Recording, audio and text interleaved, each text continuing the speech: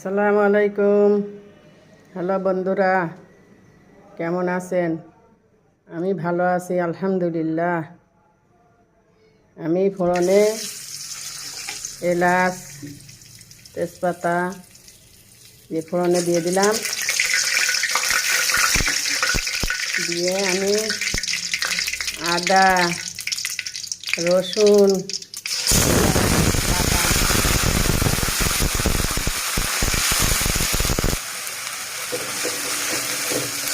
আদা পেঁয়াজ রসুন বাটা দিয়ে দিলাম।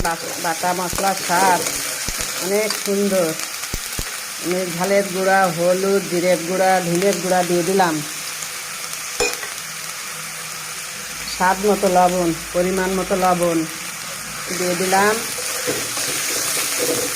আমি আজকে দেশি মুরগি ঝাল ঝাল করে ঝোল রান্না করব। মশলা ভালো করে ভেজে আমার মুরগি কষানো হয়ে গেছে। এবার আমি আলু ভেজে রেখেছিলাম লাল লাল করে, আলুগুলো দিয়ে দেব।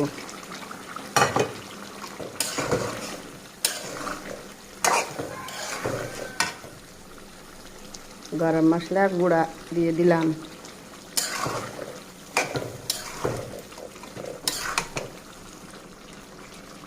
এবার আমি ঝোলের পানি দিয়ে দেব।